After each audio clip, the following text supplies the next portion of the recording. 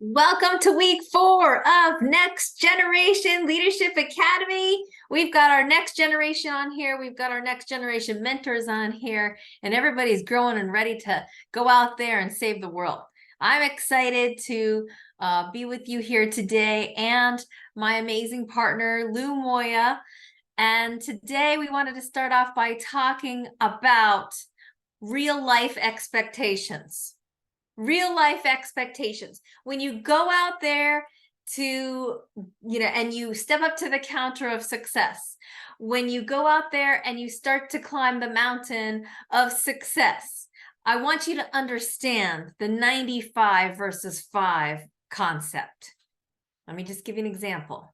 95% of the world want to be followers. They're completely happy being followers. And that's where they want to be. And only 5% of people seek out leadership to be the leader. So why not you? Because there's plenty of room for more. 95% of the world out there are consumers. People that just want to take in, buy, and consume content. But only 5% of the world out there are the creators. The creators of what people buy, consume, and take in. 95% of the people out there are complainers. They complain about, how this needs to be better, how that should be better, but they're not always willing to do something about it. But you're part of the 5% that are going to be innovators. Solving the world's problems, being the ones to be in a think tank and come up with the world's solutions. 95% of the world are made up of the broke and middle class. And only 5% set out on the journey to create wealth, because that is an intentional thing. It doesn't happen by accident. And I want you to understand here in this 4th session that 95% make up the majority.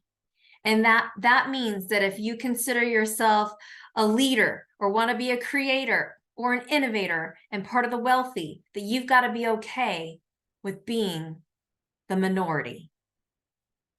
Leadership tip number 1 for today are the 3 A's that will make or break you. And I've got this from my old mentor and coach, David Bird, who wrote The Tripping Point in Leadership. He also was the CEO of Success Motivation Institute that was founded by Paul J. Meyer, one of our billionaire mentors growing up in the business.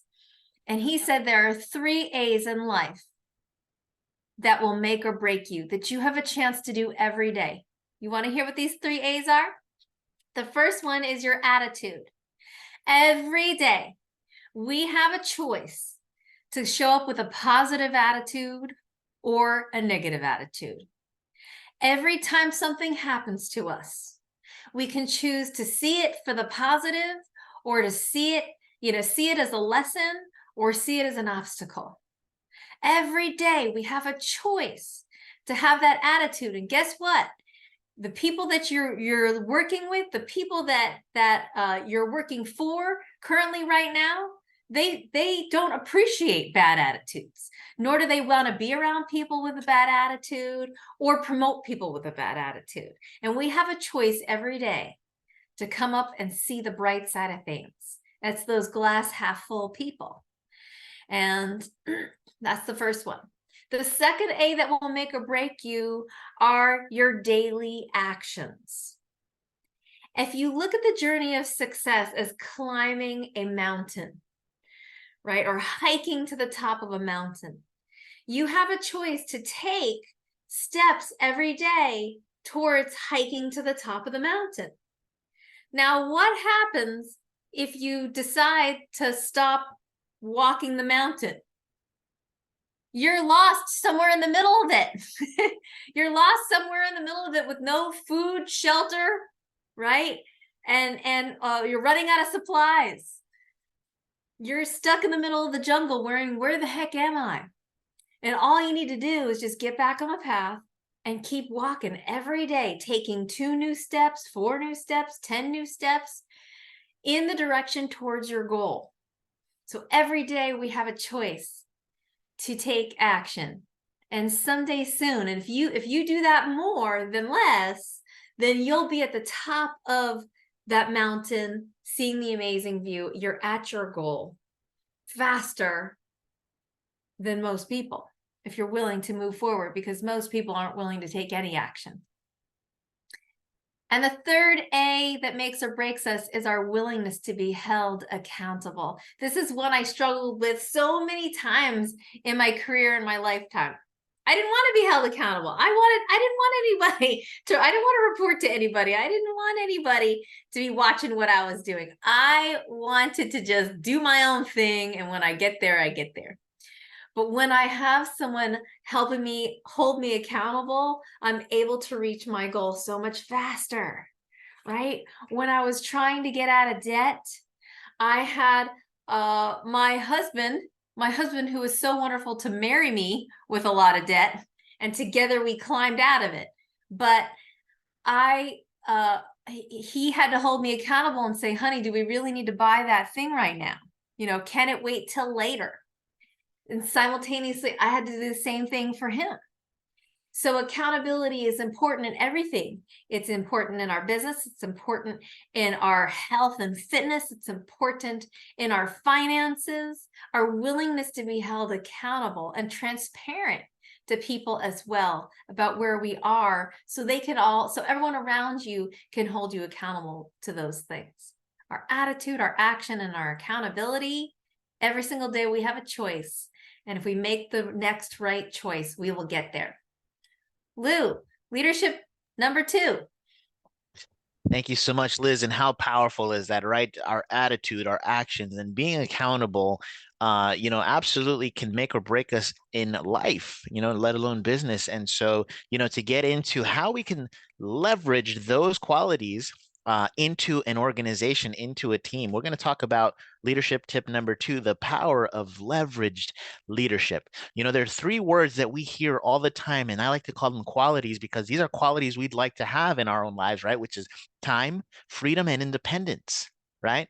And so how many of you can agree with me that your job is never going to give you these 3 things? Your job is not going to give you time. Your job is not going to give you freedom, and your job will not give you independence. Okay. So it takes growth. It takes leadership.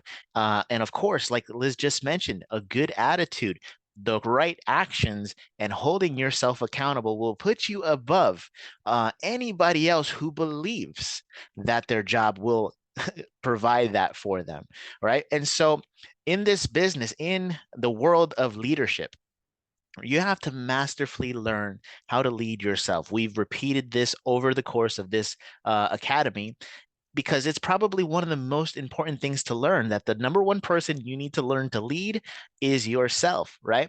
But once you've mastered that, and then you've brought it into a point where you can duplicate, you have to do this with a certain level of confidence.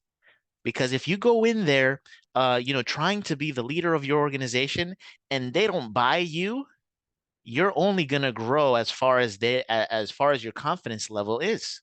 Okay. So there's a couple of things that you can do to leverage that leadership by becoming someone more confident. Believe in yourself, have faith in yourself, right? And we'll go a little bit more into that in my second part of it. But there's a lot of things that leverage can do for you. Financially, we all know the power of leverage, right? Where you can depend on the efforts of a team or organization that go out there and build it for themselves, but because you were the one who implemented and who placed and positioned people to earn income, you are also blessed with that leverage. The same goes for your level of leadership, because we hear so many amazing quotes, right? So many great philosophies from the greats that have come before us. And all of those things that we have personally adopted into our life is how they've leveraged their leadership, right? And so what I mean by that, okay, is if we think about certain philosophies that change our lives as leaders, for instance, profits are better than wages. Who said that? right? We all know that they came from Jim Rohn. Okay, so when somebody on your organization can adopt your personal leadership, your personal philosophy, and take it and run with it and live by that, you have leveraged your leadership. Okay, and your team will continue to build that type of leadership growth, forever and ever. That'll continue to pay you month after month, year after year, because of the type of person that you've become in developing your leadership. But let's talk a little bit about more confidently getting into this leadership role. Okay, there's a couple of lessons, right, and a couple of big decisions that we have to make. So, I was reading in the book of John C. Maxwell's a Daily Reader, about being a courageous and confident leader. And one of the things that stuck out to me, was by making small decisions that were difficult, big changes began to happen. And here are some of the lessons. There's quite a bit, but I'm only going to highlight a few of them. The first one is that convictions are stronger than your fears, right? When you have conviction that is stronger than your fear, you become a great leader. What does that mean? Well, listen, we understand that we have a product that works. We are convicted of the fact that nobody has what we offer, right? And so sometimes we might be so fearful about going out there because we're afraid of that rejection. But guess what? Ain't nobody getting this from anybody else, right? And nobody's delivering these services the way we deliver it. And we understand that it's helping people, millions of people across the country, all up in Canada as well, and it's providing real solutions to real life problems. Are you convinced? Are you convinced that your service, your product, is absolutely stronger than the fear you have in offering it? When that answer is yes, your level of leadership will rise automatically. Okay. Next, self-esteem that is deeper than self-protection, right? Again, your own self-esteem has to portray strongly in your organization. Can your team, can your organization say about you that he is a shy person, an introvert, doesn't like to talk? I can't really get a hold of Mr. Moya. Doesn't seem like he likes to take my calls, right? Do you continue to put yourself down? Are you somebody who's like, you know what? I don't know. I don't know if this is going to work out for me, right? You can't be somebody of low self-esteem if you want to be a great leader. You have to look at yourself in the mirror. That reflection that you have uh, for yourself has to be one of power, has to be one of belief, has to be one of conviction and affirmation. All right. Risk taking that is stronger than safety seeking. You got to be willing to take risks. Okay. You got to be willing to take a risk, because with high risk comes what? High reward. Low risk comes low reward. But do you want a high reward? Do you want to leverage, do you want to leverage low results? No, we want to leverage big results. And so you got to be willing to take the high risks, okay? And then believing in other people, having the desire to see potential reached more than appeasing people. We want people to reach their potential here. So if all these things we can adopt into our leadership and raise our level of confidence, you can leverage that by teaching that to people so that they can adopt it. And when they adopt it, they put it out into the world, and you will yield that many results times however many leaders you develop in spite of you, not because of you. So I hope that was able to sink in a little bit. Miss Lakil, I'll turn it back over to you. That's beautiful, Lou. And that is the ripple effect of what leadership can do. How one person can truly make a huge difference to reach thousands of people in this world. So let's go into a breakout room. Love for you to discuss with your breakout partner, where do you see yourself in 1 year from now? You guys have been part of this Leadership Academy for the last few weeks. From what you've learned, from how you've grown and developed. Now, where do you see yourself 1 year from now? We're going to go to breakout rooms and be back in 5 minutes to do leadership tips number 3 and 4.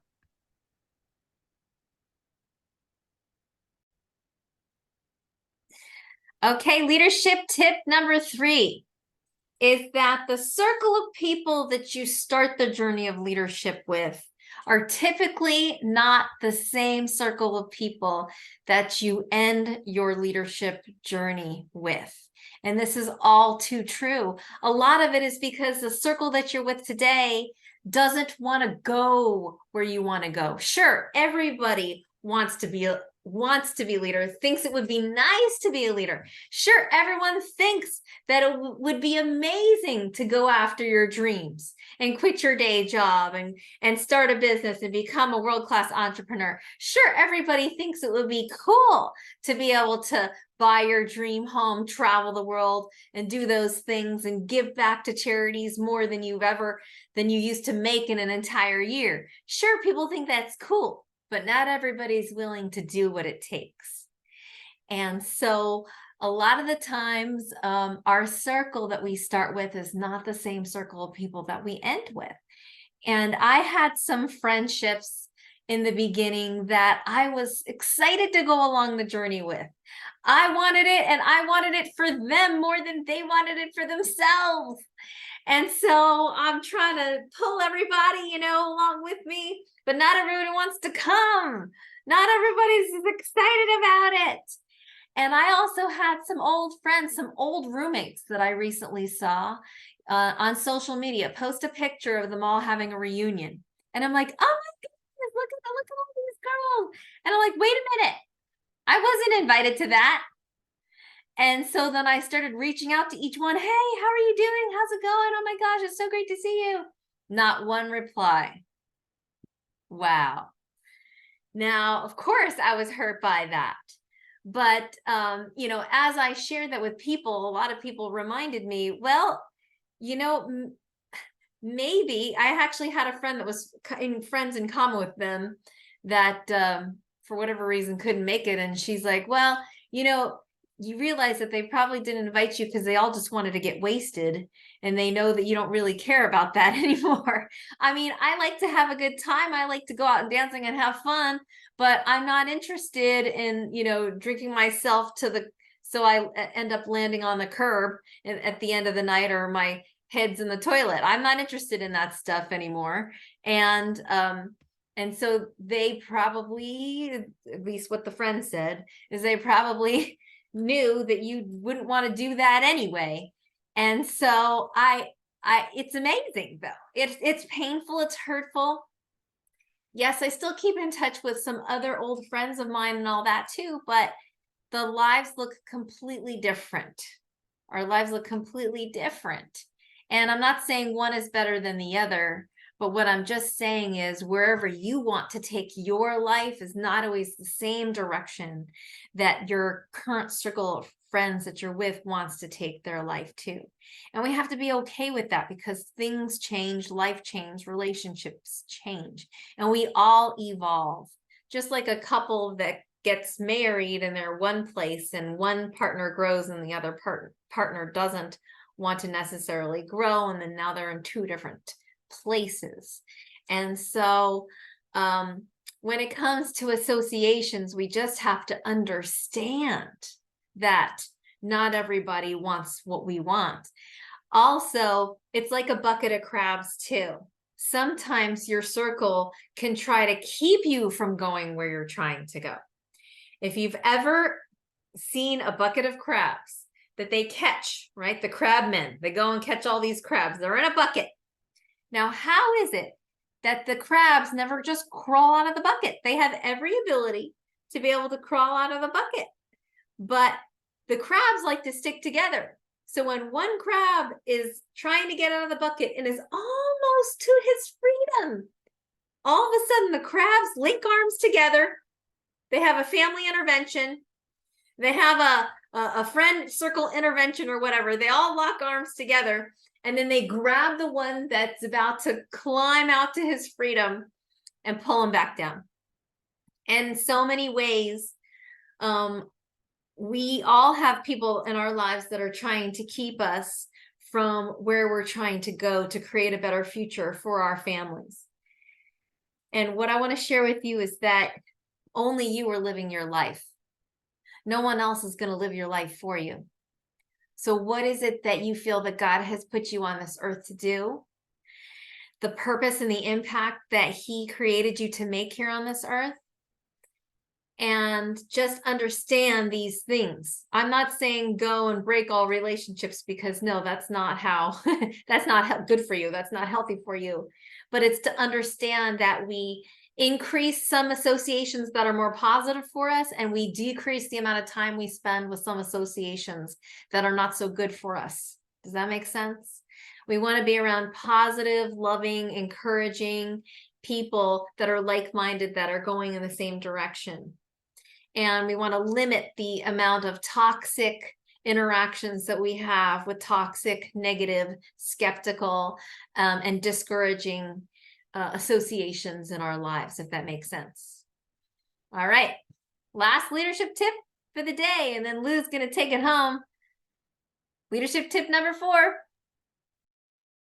Lead with vision. Thank you, Miss LeCue. Appreciate that. I'll start by saying, famous author Helen Keller, who was blind, famously said, "I would rather be blind with no sight than have sight with no vision." And so that was very deep, right? And so we understand that to have vision means you see the big picture, okay? And when you apply that into your leadership, you are rallying your entire organization to see your vision. We have huge organizations like Team Pinnacle, Team New Vision, right? And so many others, but you see the differences in these organizations, right? They're all powerful organizations, but some might ask, well, why is one team more successful than another? What makes the difference? Well, some would say they have more vision. Okay, there's a small exercise I want to do here. Some of you might have seen this in one of my trainings before, but if you hold out your hand in front of you like this with your fingers spread out and look to something in your room, right, with clarity, focus your vision and look. I'm looking at this sign on my chimney here that says love, and I'm looking at it and I'm focused on that. That is my vision. Okay, your fingers will represent distractions in your life, right? But notice when your vision is focused, your fingers look blurry, right? You're focused on your goal, on your objective. Your fingers become blurry. But when your focus changes to your fingers, you have no longer any sight of your goal. Okay? Huge illustration that's really impacted my life to understand that, yeah, you'll have distractions. Like Liz says, you're going to have people just like the crabs that are pulling you down. But if your focus is on your passion, which is your vision, okay, nothing will distract you. So, a couple of key things: learning about what it is to have vision. Vision is seeing something that no one else has the perception, depth, to see. It could be anything that fuels your passion. Now, your passion might not be the business. Your passion might be to serve the community. It might be to be with your family. It might be to help other people, to teach people, maybe teach them about spiritual things, teach them on the Bible. Those might be your passions, right? And that's wonderful. And so when you turn it into leadership, you're just adopting it into that organizational spectrum as well. Because what happens when people have vision? Well, it helps you to solve problems. It helps you to work as an organization. The leader sees what they must and have to accomplish by having vision. And that in turn becomes the energy of what fuels your business. Okay. That's when you understand what your vision is. We have a Team New Vision headed up by Darnell Self. They even have a catchphrase. We all know it, right? When somebody walks across the stage and gets recognized, the person says "catch the," and the entire audience says "vision," right? In an echoing, like, you feel it in your chest. And that's powerful. So that's just to show you how an organization can be contagiously affected by your vision, not just in the fives or the tens, but in the thousands. right? And so what is that vision for you, and how can you apply it into your organization? See, is it to help more people become financially free? Is it to help people fulfill their whys? Is it to help people of a certain demographic or a certain community? Okay. And so you have to develop what that is in your vision and make it contagious for everybody else in your team so that they too can catch that vision, because what that becomes is your personal distinctive rallying cry of the organization. It rallies them all together, and you can distinguish what sets your organization apart from somebody else, right? Powerful, powerful stuff. And it takes just one person to have that vision, to have the sight, the foresight of where you want to go, and take as many people with you there. I have a video that I wanted to use to illustrate this. Okay, so what I'm going to do is share my screen. And from one of my favorite movies, truly identifies how this plays out. If you've ever seen this movie before, you're going to see how an organization that has vision appears to an organization that does not. Okay. And so the value that you're going to get from this, I feel, would be worth so much if you can build that into your organization. So let's watch.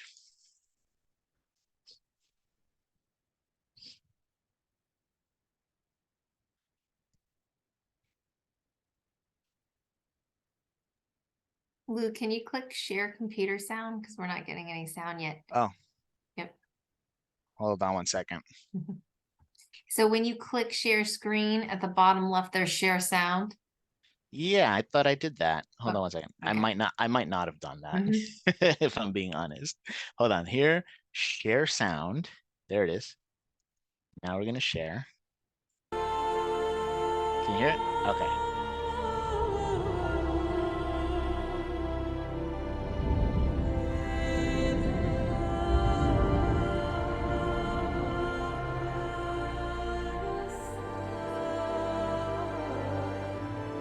We march for our lands, for our families, for our freedoms.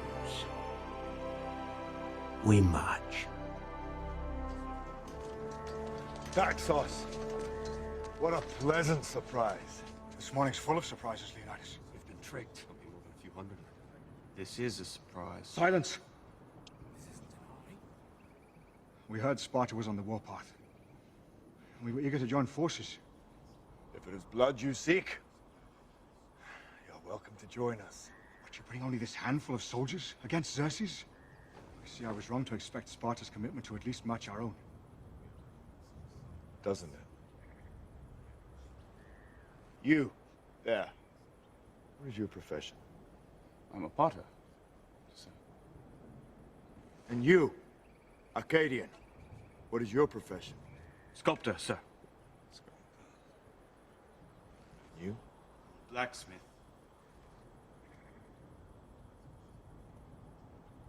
Spartans! What is your profession?